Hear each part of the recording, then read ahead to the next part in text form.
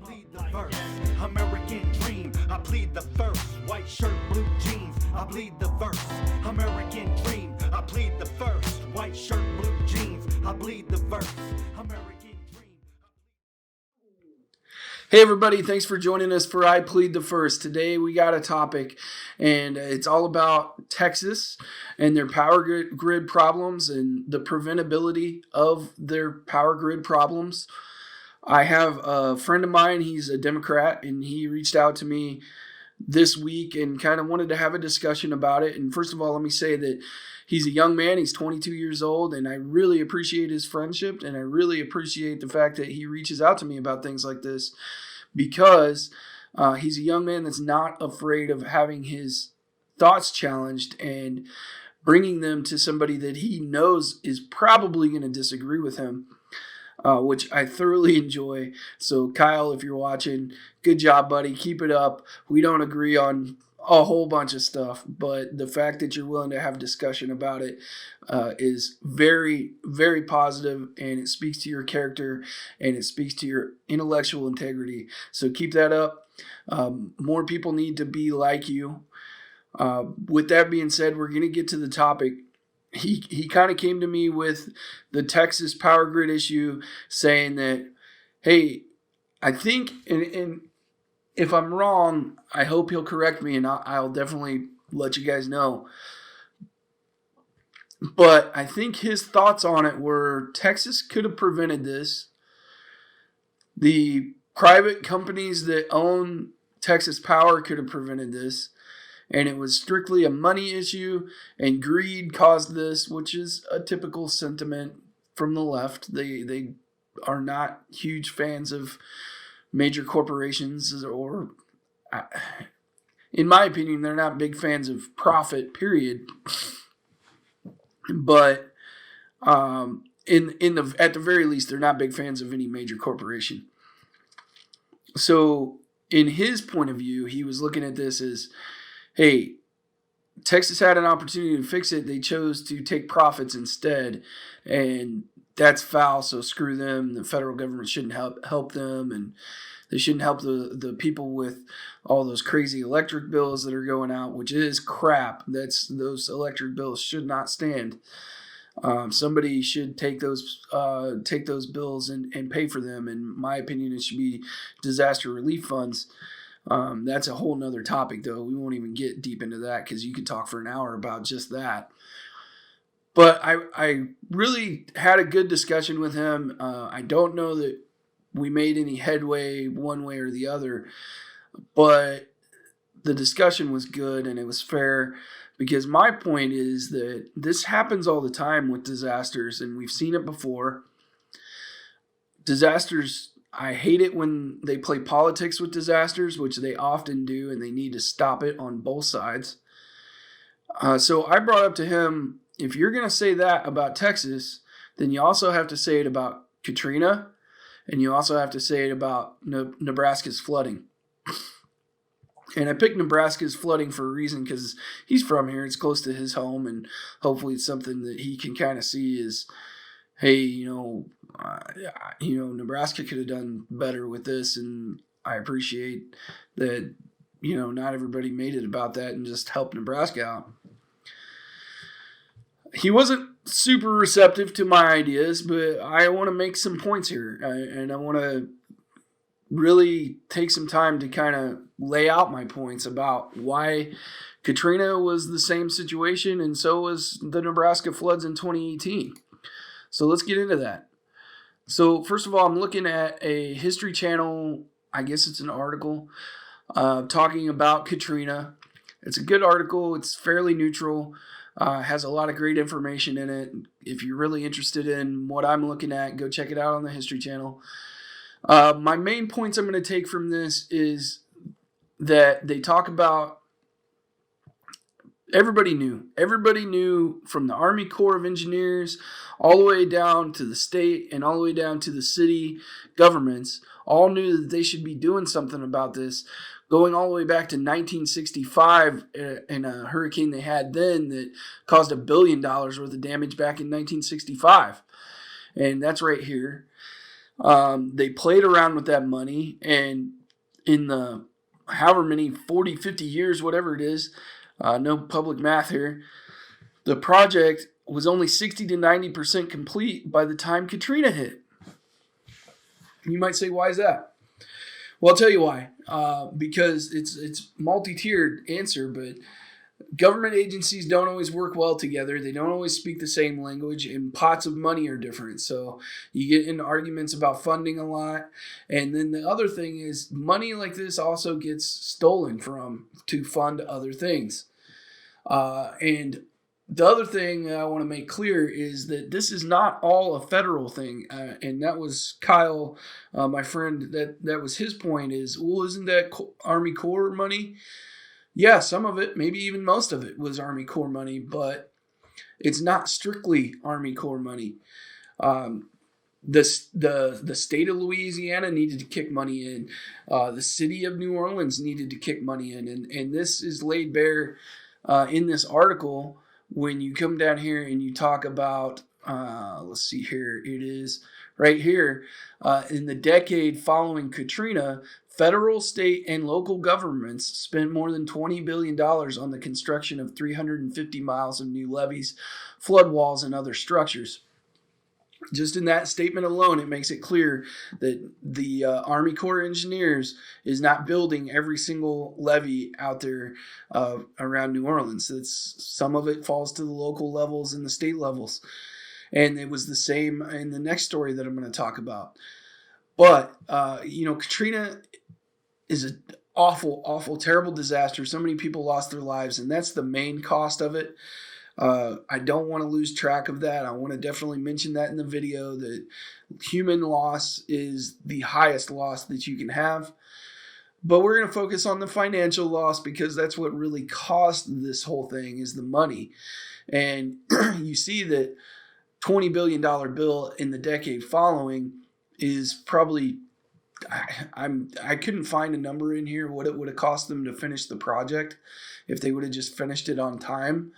But they could have finished it for a fraction of the cost of the $20 billion they spent repairing the stuff. So in my opinion, this is a fair comparison because you can look and say, hey, they made money decisions on this over a course of 50 years. They should have been fixing this stuff, and then it ended up costing us in lives and money. And your typical liberal argument to this is going to be, well, that's the government. The difference is down in Texas, those are private power companies, and they're just being greedy, taking profits. Well, let's look at that for a moment. The guys down in Texas, yeah, it is a business. And let's not forget, businesses are there to make money. And if they stop making money or stop taking profits, then they're not going to exist. Why run a business? We're not running a business as a charity. You also have a bunch of employees and people that depend on you. So every time you make a financial decision, that could cost jobs because, again, you're not going to take your profits down to zero. You're just not. So the comparison is still fair. These are money decisions that are made that end up costing us in the end. And we can all look at Texas and say, yeah, they should have done better and they should have winterized. But as a business person, look at that and say, I got some guy that maybe a little bit of an alarmist, a little bit of let's just call him alarmist. Let's not even get into what they might be. And he's saying, I need to winterize. Well, why would I need to winterize in South Texas where my annual snowfall per year is none? So they hedged their bets a little bit. Well, they didn't really hedge their bets. They just took a gamble. They flat out took a gamble saying, I don't think we're ever going to have such a bad winter storm all the way down in South Texas that we need to be winterized like the state of Nebraska or even the state of Missouri or Iowa or whatever, right? Like we have real winters up here. Texas often does not. Even in North Texas, I was stationed on the border of Oklahoma and Texas. And guys, I can tell you, I mean, when you got an inch of snow, everything was shut down for like 2 days. You get an inch of snow up here, and nobody even thinks about it. It's a different world. The houses are built different. Everything's built different. They're winterized because that's the climate up here. So you should expect to see that you're going to have big winters, and you're going to be more prepared up north than you are down south. And they made a bet. The bet turned out to be wrong. They should have winterized things. We can all see that now. But hindsight is 2020, and the worst thing we can do is politicize this and look back and say, well, this is all because of the Republicans, or this is all because of the Democrats. And I think Katrina illustrates this maybe the best out of any, because you had multiple presidencies, multiple Congresses. You had Republican presidents, Democrat presidents over that time period. You had the Democrats' favorite presidents in those periods of time, like Bill Clinton. You had, of course, Republican presidents. You had everybody was involved at the federal level. So no one party can take the blame for that up at the federal level. Then you move down to the state level. Louisiana, traditionally a red state. However, they do occasionally have Democrat governors and Democrat representatives, especially from the more urban areas. So I'm going to go ahead and say, I didn't do the research, but I'm going to go ahead and say that at least at some point they had a Democrat governor in the state of Louisiana from 1965 into 2005. I think that's a pretty safe bet. I don't even have to do the research. Excuse me. So at state level, you had both sides at fault. City level, this is where it gets interesting. The city of New Orleans has been a Democrat-controlled city for I would be surprised if they had one Republican in charge of anything in the city of New Orleans from 1965 until 2005. Seriously doubt it. So you had nonstop Democrat leadership in New Orleans, not funding what they probably should have funded, or what we know they should have funded. And they certainly weren't screaming about, hey, somebody needs to come down here and fix these levees. We've been trying to do it since 1965. So everybody is at fault in Hurricane Katrina as far as people that should have prepared and rebuilt those levees and modernized the levees. There is no one party to blame, and if you say that there is, then you're just being partisan, and you're not arguing. You're not making intellectually fair argument. You're being intellectually dishonest. That's the fact. So Katrina, I think, illustrates that particular. I can't say that word today. Good grief, it does it really well. So anyway, I'm a little stuffed up, guys. So sometimes I get caught up on words like that. So we're gonna move on to our next story that also illustrates the same thing. And that's 2018 Nebraska floods. So these are near and dear to my heart because I was stationed at Offutt Air Force Base for 10 years. It's my home away from home. It'll never be my true home, but I love the people here. I have great friends here. I love the history of the unit there. Deployed multiple times, and I mean, I've done a lot of stuff from Offutt Air Force Base, and it'll always be a part of me. So it was terrible seeing the whole base. Well, not the whole base. A third of the base went underwater, guys. I mean, we lost tons of equipment. We lost all kinds of facilities, furnishings, tools, all kinds of crazy stuff. I mean, they told us on Friday, late Friday afternoon, that, hey, it might flood a little bit, so pick up anything off the floor that might get flooded. We're expecting that the water may reach as much as 1 inch in our building. So we put a bunch of stuff up high and we did our best, because Friday afternoon they're telling us that Saturday morning it's going to be, maybe an inch of water in our building. So we did our best according to the information that we had. It ended up being 2 feet of water in our building, and other buildings that were down lower than us were completely submerged. So we lost a ton of stuff. It was all preventable, because you may or may not know this. Back in 2011, Nebraska had a flood. That was a large flood. It came within 50 feet of our flight line at Offutt, so we knew it was a threat to the base. We knew it was a threat to parts of Bellevue. We knew that it was a major threat to the whole area. And they started working on the money, but the fact is that they got in money arguments. It ended up taking 7.5 years to get the money straight. And the really tragic thing about it is that the levees were scheduled to be bolstered and fortified that summer. So you're talking about just a couple months too short, really. A year too short. And I guarantee you, it got bogged down in red tape and just government rigmarole, and it's a shame, because the bill I have on the page here, you might see the bill was going to be $22.7 million for fortification. Now, that is not all, like we talked about already.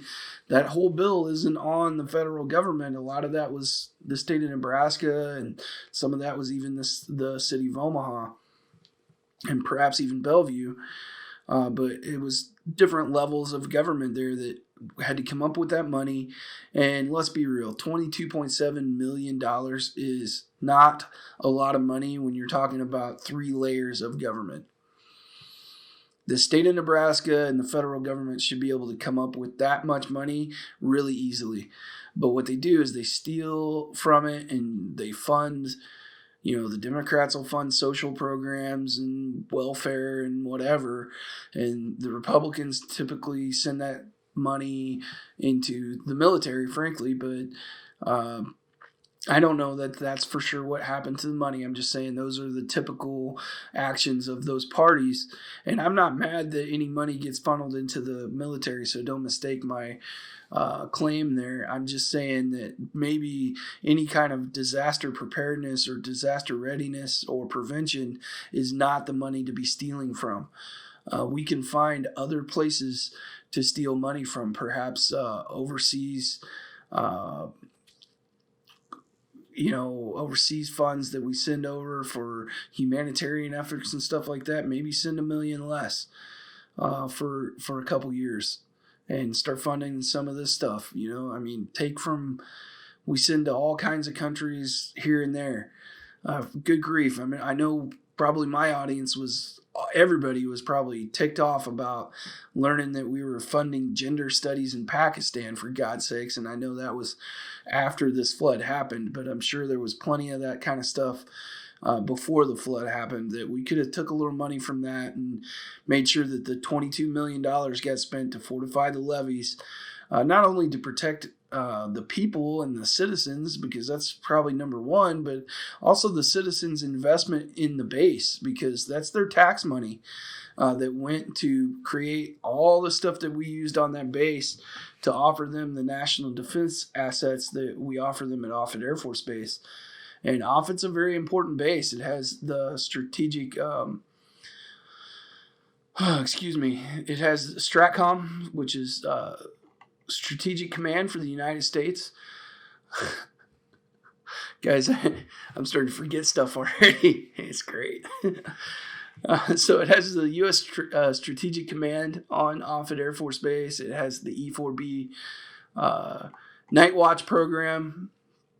And we have a whole bunch of ISR assets there, which ISR stands for Intelligence, Surveillance, and Reconnaissance. And those guys are doing warfighter heavy lifting stuff every single day to make sure that we have the correct information to provide to our decision makers, so that we're making good warfighting decisions in battlefields that we're at, but also in places that may be future battlefields. So Offutt is an extremely important base. And you're telling me over the period from 2011 to 2018, March of 2018, it was basically almost right at 7 years, we couldn't invest $22 million to protect the base and the people in the community there. We got to search our souls there and figure out how to properly fund these kind of things, because this is what the result was. And part of my shops that I was in charge of were in this building right here. We lost everything that was in that building. And this wasn't even as far as the water went. The water actually went all the way through this big, huge hangar into the parking lot that you can't see behind there. And it flooded the whole building with 2 feet of water. I have some crazy pictures of it, but you can see that's crazy. This all could have been prevented, all of it. This is a flight line where they park jets, guys. Like, it's a lake. And during the flood, they literally brought boats up here to do tours for the leadership, for different levels of leadership, to come up here and kind of see what to expect as far as damage and what we were going to have to do to get back on track. And the crazy thing is that we as the military, we always end up bending over backwards to make up for these kind of mistakes. This was not a mistake that anybody in the military made, I guarantee you. I guarantee you in 2011, whoever the commander was, it might have been Don Bacon, actually. I'm pretty sure he was saying, hey, guys, we can't let that happen ever again.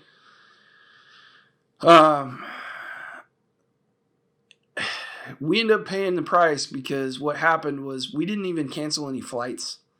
Look at this. Look at this. We were right back to flying like that Monday after this. We moved our jets to Lincoln Air Force Base, or Lincoln Guard Base, and started flying out of Lincoln. And you got to think about, you say, okay, well, yeah, cool, just launch the jets out of Lincoln. That takes a huge footprint, guys, and it's not easy to just launch a jet. You have to have all the stuff that fits in this hangar and all the people that work in this hangar and all the tools and all the equipment, and that's just one hangar. These hangars all do something, and these hangars all have purposes and people behind them as well. So it wasn't a realistic ask, really, to say, hey, let's keep flying. But we did it anyway, and nobody missed a beat, and that's to everyone's credit.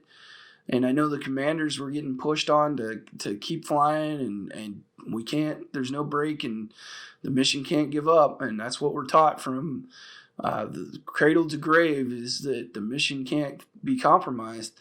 But when this kind of stuff happens, guys, you're putting your people to extreme pressures to try to keep a mission going, and also try to clean all this up, and also try to get it fixed back up. And here we are 3 years later after this flood, and we're just now moving back into this building. Okay? But I got a little off topic there, because really I made this argument to say that this all could have been prevented as well. So when we're talking about these natural disasters, we don't need to be politicizing them. We don't need to be making about who to blame and all that. We need to take more of a practical approach on this. Something we do in the military is we do after action reports, and we do debriefs. Debriefs is definitely an Air Force thing. I think all the other branches do something similar. They may call it different, but every time there's a mission, we do a debrief. We talk about what went right, what went wrong, why it went wrong, and we definitely have a saying on aircraft. There's no rank on the airplane, and that's for good reason, because you got to be able to call people out and say, hey man, this isn't good, you made a big mistake, and they have to check their ego and say, oh okay, you're right, man, we gotta get this safe. So that's a huge part of our culture, and I think we need to bring that broader. So this is my attempt to do that, guys. We need, with this Texas deal, don't let liberals politicize this. And I'm pretty sure that it's not just liberals politicizing it, just they're the loudmouths that control the media. And the whole Ted Cruz thing was just ridiculous, in my opinion, too. Who cares if he went to Cancun? He's a federal lawmaker, and Senate wasn't even in session. What do you want him to do? Is Ted Cruz going to fix the electrical grid? No, he's not. I'm sure he's going to have a part to play in fixing things down there, but he is a federal lawmaker. Not his place, not his job. Who cares if he took his kid down to Cancun or whatever? Stupid. Stop politicizing everything. But thanks to Kyle for bringing up this subject, and we made kind of a long video here for a Wednesday, but we had a lot to talk about. And go look up this stuff for yourself and start reading some of this stuff. A lot of this stuff could have been prevented. I mean, look at that. That's the Iowa side. A lot of this stuff could have been prevented, and it wasn't, and it was all made because of money, and different people of different political persuasions made those same decisions over and over again.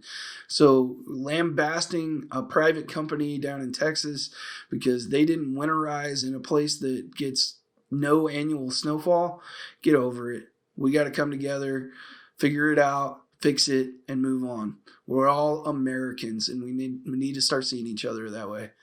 So with that, thank you for liking, sharing, subscribing. You guys that are sharing it on Facebook, make sure people are subscribing. Our goal is to get to 1,000 subscriptions. 1,000. We're moving pretty slow on the subscriptions right now. So if you've been watching my videos and you're not subscribed, please, please, please subscribe. We have a reason we're trying to get to 1,000 subscribers. That allows us to monetize, yes, but that's not the goal. It's not to line my pockets. It's so that I can buy better equipment, so that I can get better guests and be a wider heard voice for everybody in our community, because we're already building such a cool community. So thank you to everybody. I mean, this video is going to be almost 30 minutes long at this point for a Wednesday, but I think it's an interesting topic. I don't think anything was fatty as far as our content. So thanks for everybody for watching. Please tune back in next time. We're going to see you on Friday. Have a safe week. Thank you. I could really use a change of scenery. Yeah. Everybody smoking all the greenery. Yeah. Close the match 'cause they were handed down to me. But I'm still fly, I know. I'm still fly, let's go.